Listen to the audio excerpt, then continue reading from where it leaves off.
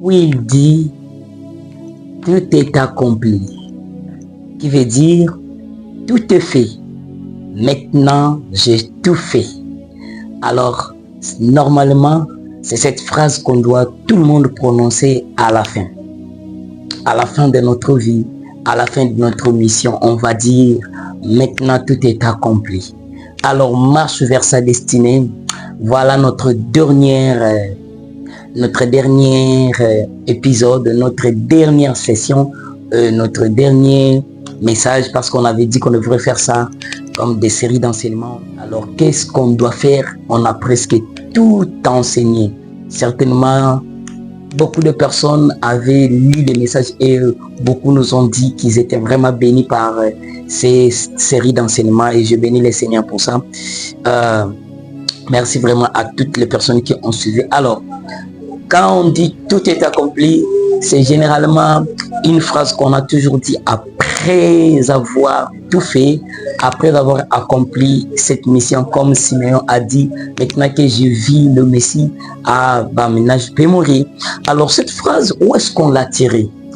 Voilà, on a tiré cette phrase du texte de Jean chapitre 19, le verset 30. Jean 19, le verset 30. Alors nous allons lire ce texte, Jean chapitre 19, les versets 30. La Bible dit ceci. Quand Jésus prit le vinaigre, il dit, tout est accompli, et baissant la tête, il rendit l'esprit. Alors j'aime encore lire ce texte dans une version de la Bible, la version dynamique des paroles de vie, la version de notre frère Alfred Quinn. La Bible dit ceci.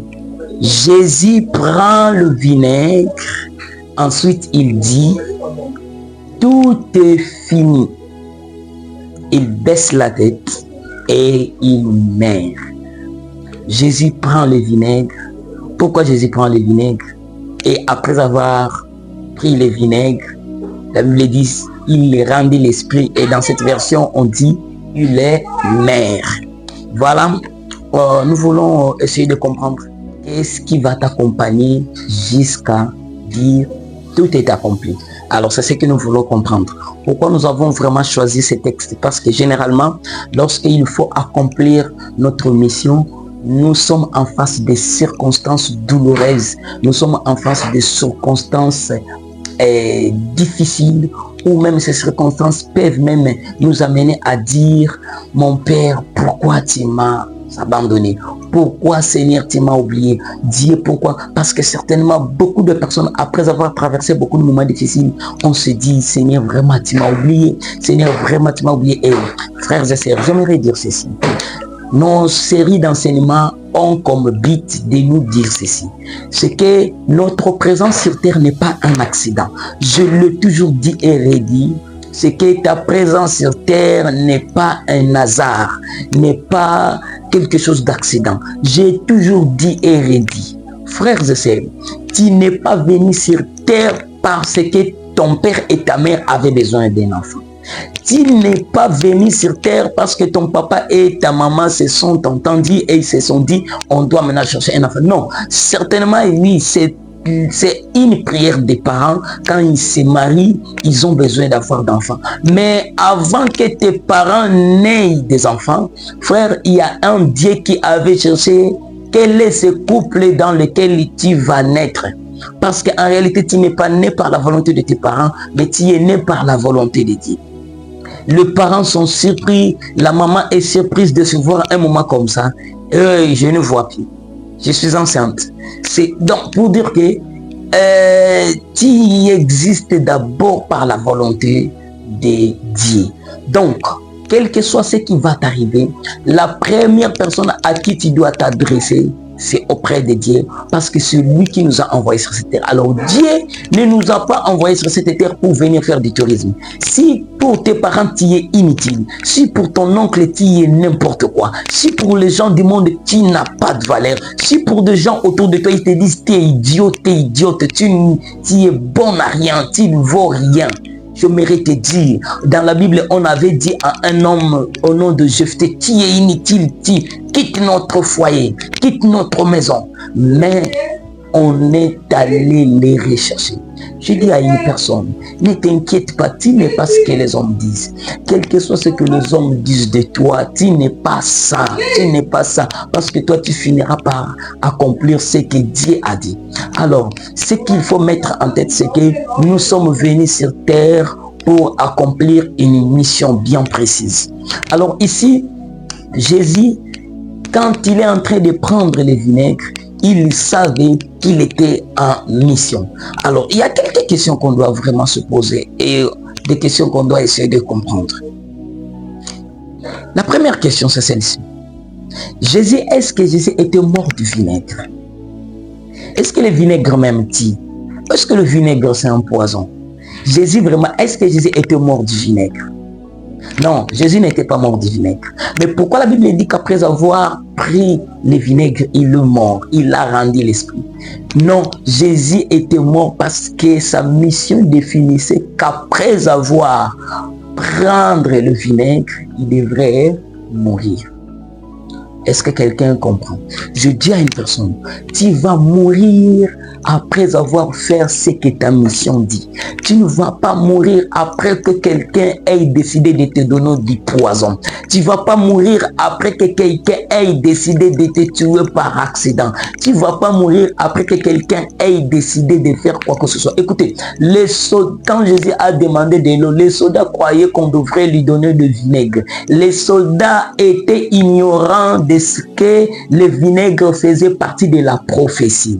Écoutez, il y a certaines choses que les hommes te donneront et ils croiront qu'on va te les donner pour te tuer. Or, on va te les donner pour t'introduire vers ta saison de gloire, vers ta saison d'accomplissement. Tu m'as entendu? Tu m'as entendu? Oui, c'est ça. Écoutez, le soldat, on lui demande de l'eau, lui, il lui donne le vinaigre.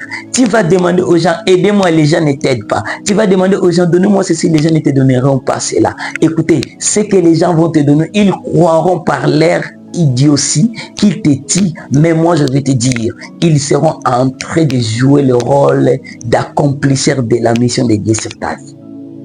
À quoi? Tu m'as compris? Deuxième question qu'on devrait se poser. Est-ce que Jésus était obligé de boire le vinaigre? Non. Jésus aussi devrait, quand il a goûté que c'était vinaigre, il devrait jeter. Mais pourquoi Jésus t'y a avalé?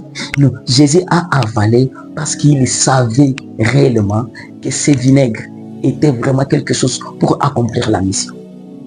Il y a des choses, tu vas te dire, est-ce que je suis obligé? Mais il y a des choses, tu ne seras pas obligé. Il y a des choses, tu vas le faire en sachant que c'est ça. Lui, les soldats croyaient, je vais lui donner le vinaigre. Les gens se disent, on le fait souffrir de la maladie, on le fait souffrir de ceci, on le fait souffrir. Bois, bois mon frère, bois ma sœur. Tu sais réellement ce que tu es en train d'accomplir. Jésus savait qu'il était en train d'accomplir sa mission. Parce que même quand vous êtes dans Jean chapitre 17, Jean 17, le verset 4, il dit, je te glorifie sur la terre. J'ai achevé l'œuvre que tu m'as donné à faire. Et maintenant, toi, Père, glorifie-moi. Jésus a dit, j'ai achevé. Jésus, donc, il n'était pas ignorant de ce qu'il faisait. Il n'était pas ignorant du vinaigre qu'il buvait. Et la troisième question, c'est quoi? Jésus était incapable de répondre par la force. Oui, bien sûr, il était capable. Jésus était capable. La Bible dit, il disait, vous savez que moi je suis incapable d'appeler une légion de 12 000 anges de descendre ici et de vous terrasser, de vous disperser. Jésus était capable. Frères et sœurs, on est capable de beaucoup, mais Dieu nous a dit, non.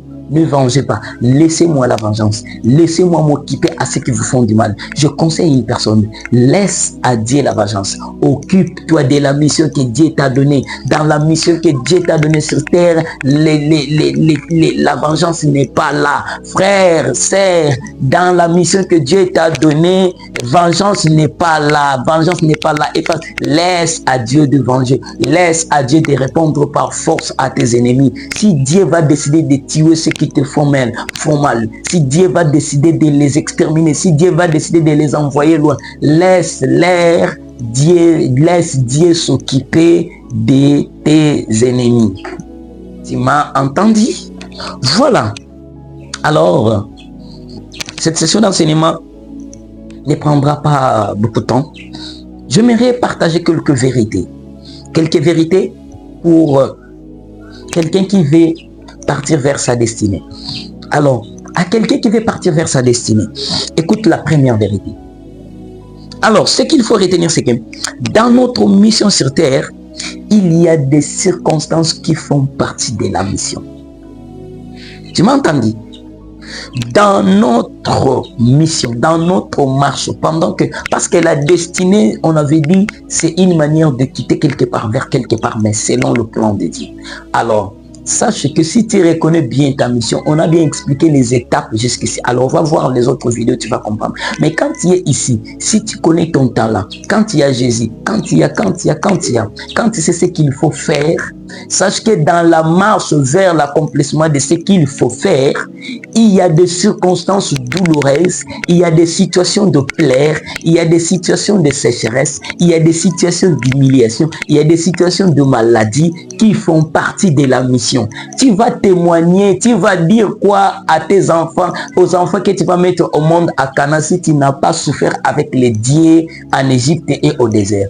Dieu a dit à Moïse, tout ce que vous êtes en train de faire, vous avez traversé la mer Rouge, écrivez ça, vous allez raconter ça. Quand vous allez commencer à célébrer la Pâque, quand les enfants vont vous dire, papa, nous célébrons la Pâque, pourquoi? Vous allez leur dire, oh, nous célébrons la Pâque parce qu'il y a un Dieu qui nous a sortis d'Égypte. Vous savez ce qu'il a fait?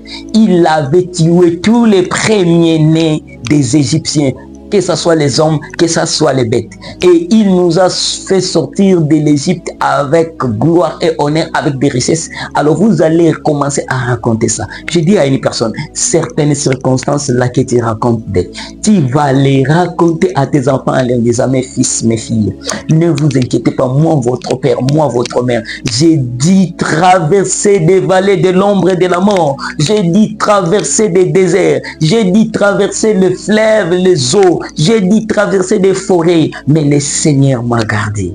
My God, j'aime ce Dieu. Seigneur, donne-moi des sujets à donner à mes enfants. Donne-moi des sujets à témoigner à mes enfants. Seigneur, donne-moi de quoi je vais dire à mes enfants. Je vais leur dire, moi, votre Père, regardez ce que j'ai subi. Je dis à une personne, ne t'inquiète pas. Il y a des circonstances qui font partie de la mission. Tu as entendu ça?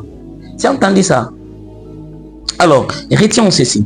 Parmi les circonstances que tu dois retenir, tu peux les écrire, mais parmi les circonstances qui font partie de la mission, mon frère, ma soeur, si tu vois ces circonstances, il ne faut pas se mentir, dire ça vient de deux mots. Écoutez, si toutefois on est malade, on a des problèmes, on a toujours notre premier réflexe, c'est diable. Notre premier réflexe, démon. Pourquoi toujours? C'est toujours non. Et où est notre Dieu? Où est notre Dieu? J'aimerais dire à une personne, il n'y a pas une circonstance que Dieu permettra de t'arriver et Dieu savait que cette circonstance devrait t'amener à la mort. Il n'y a pas une circonstance que Dieu permettra dans ta vie, sachant que cette circonstance te mènera dans la mort. Non. Toute circonstance que si Dieu sait que cette circonstance te mènera à la mort, Dieu ne la permettra jamais. Toute circonstance, même quand il dit Eli, lama sabachthani, sache que Dieu n'a pas permis ça pour te tuer. Dieu a permis ça pour t'introduire vers ta saison de gloire. Donc, des fois, évite quand quelque chose de mal t'arrive. Diable, sorcier, démon, diable, sorcier, démon. Pourquoi? Oncle, tante, toi aussi tu es oncle, non? Grand-père, grand-mère, toi aussi tu seras grand-mère demain. Tu seras grand-mère demain. Tu crois que tu resteras jeune. Donc c'est ça, frères et sœurs, nous devons comprendre. Alors, parmi ces circonstances malheureuses, douloureuses, qui font partie de notre mission, il y a la trahison par nos proches. Bien-aimé dans le Seigneur, tu seras toujours trahi par tes proches. Vous serez haïs de vos frères et sœurs. Ceux qui ont vendu Joseph, ce n'était pas son père, Si c'était seulement pour son père, Joseph ne serait jamais devenu ministre. Joseph, le plus grand obstacle pour que Joseph n'entre dans son terminus, c'était son père. Son père avait tellement un amour, il croyait que c'était un amour, mais c'était devenu un blocage. Il y a certaines personnes qui nous aiment, frères et sœurs, tu crois que ces personnes t'aiment, or ces personnes sont là pour te rendre mauvais service. Tu m'as compris? Joseph était vendu par ses frères parce que c'était prévu. Cet épisode était prévu dans sa mission, dans sa destinée, qu'il devrait être vendu. Il avait un songe qui deviendra roi, mais Dieu ne lui avait jamais dit qu'il sera vendu par ses frères et sœurs. Mon frère, ma sœur, il y a certains épisodes de ton parcours, tu ne le connais pas. Alors quand ça t'arrive, rends grâce à Dieu. L'essentiel, je suis vivant. L'essentiel, je suis vivant. On m'a tout ravi. On m'a ravi les enfants. On m'a ravi les maisons. On m'a ravi les chameaux. Job était parmi les personnes élevées de ces moments. Il avait de chameaux, de brebis, des ânes, de paires de bébés, 2 enfants, 10 enfants, 10 enfants. Mais ils étaient morts. Mais il a dit, mon Rédempteur qui me les avait donné, peut encore me les rembourser. Et c'est ce qui est arrivé. Alors, tu seras trahi par tes frères, trahi par tes proches. Jésus était vendu par Judas. Judas qui gardait la caisse de la société. Mais c'est lui qui lui a vendu par 30 pièces d'argent. Alors, frères et sœurs, la trahison sera toujours là. La trahison fait partie de ta mission. Deuxième des choses, la crucifixion. Tu seras crucifié. Il y a des gens qui vont te dire, il doit mourir. Pilate a dit, choisissez entre Barnabas et Barabbas. Jésus, Barabbas et Jésus de Nazareth. Non, nous voulons Jésus de Nazareth. Il dit, qu'est-ce qu'il a fait? Il n'a rien fait. Crucifiez-le toujours. Les gens vont accepter ta mort. Les gens, tu vas leur dire, qu'est-ce que je vous ai fait? Non, tu dois mourir. Écoutez, certaines personnes vont chercher ta mort à tout prix. Ils vont chercher tout le prix pour seulement que tu disparaisses. Frère, il ne faut pas voir que c'est étrange. Ça fait partie de ta mission. Ça fait partie des tickets de ta mission. Laisse-les chercher ta mort. Si c'est vraiment Dieu, tu vas mourir. Mais, sache-le très bien, c'est pour accomplir la mission de Dieu. Et autres circonstances qui font partie de notre parcours, l'humiliation. Tu seras humilié. Humilié. Jésus a été exposé. Il a été exposé ni en public.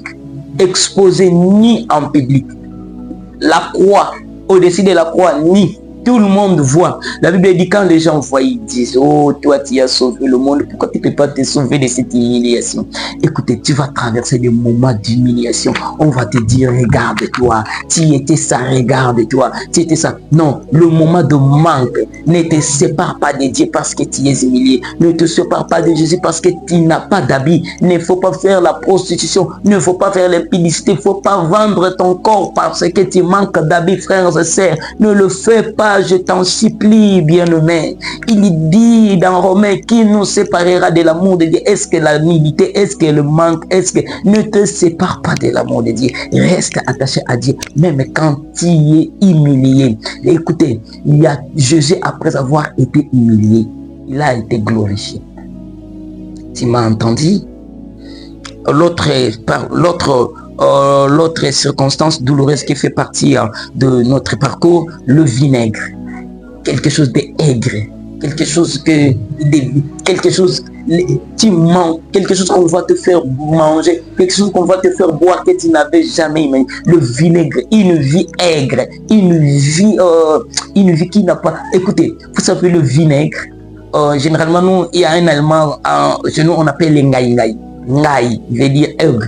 Quand tu en manges, généralement tu changes toujours de visage. Quand tu es en train de manger quelque chose d'aigre, tu changes le visage. Écoutez, il y a des fois des choses que tu vas manger, ça change même ton apparence. Ça ne fait rien, ça ne fait rien. Écoutez, ton apparence peut changer, mais que ton intérieur reste à Jésus. À part le vinaigre, il y a la mort. Ok? Il y a la mort. Frère, je dois mourir. Bah ouais. Mais tu ne dois pas mourir.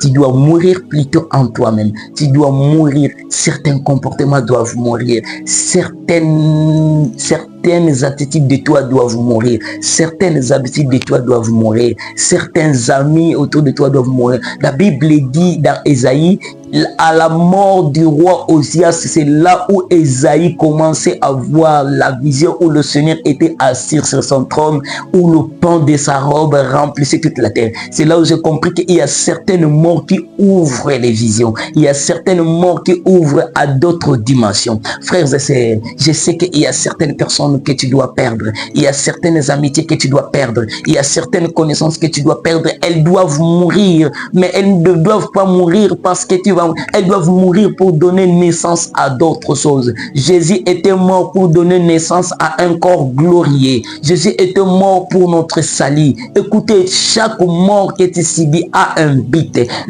La mort de Jésus n'avait pas seulement le but n'avait pas le but d'humiliation, non, avait d'ailleurs un but bien précis, c'est notre salut. Jésus est mort pour notre salut. La Bible dit, si le diable savait qu'en crucifiant Jésus sur la croix, en le laissant mourir, Jésus devrait sauver les hommes, les diables ne pourraient jamais, écoutez, ne pourraient jamais accepter ça. Écoutez, frères et sœurs, nous sommes sauvés à cause de la mort de Jésus. Tu sais, ta mort est sauvé beaucoup de personnes. On a dit à Jacob, Joseph est mort, mais un jour, le même Joseph qu'on a dit mort, il est redevenu à la vie. Réellement, ses frères avaient tué Joseph. Ils avaient tué l'ancien Joseph pour donner naissance à un autre Joseph. Je prie et je prophétise dans le nom de Jésus que toute personne qui veut ta mort, il est en train d'appeler à l'existence d'autres dimensions de ta vie. Frères et sœurs, tu sais quoi? Après la mort de Jésus, Jésus est ressuscité. Après 3 jours, malgré les précautions. La Bible dit, hein, on est allé dire à Pilate, écoutez, cet homme, cet imposteur avait dit, hein, quand il va mourir, après 3 jours, il va ressusciter. Donne-nous des gardes, des militaires, on va sécuriser la tombe. Mais la Bible dit, ce qui m'étonne, c'est que le jour où Jésus était ressuscité, et les gardes étaient distraits parce que Jésus était sorti, ils n'ont pas. Et la Bible dit, lorsque Jésus était ressuscité, il y avait eu un tonnerre et tout le monde était devenu comme mort. Mais les femmes qui sont allées, elles n'étaient pas mortes. Je dis à une personne, ceux qui t'ont tué, c'est eux qui vont mourir. Et qui vont mourir parce que le jour où Jésus était ressuscité, malgré les précautions prises, malgré la sécurité autour de la tombe, malgré tout ce qu'ils ont fait comme préparatif, ça n'a pas marché. J'ai dit ceci, tout ce qu'ils ont préparé sur toi, rien ne va marcher. Au nom de Jésus, rien ne va marcher. Au nom de Jésus, rien ne va marcher. Que tout de toi va ressusciter.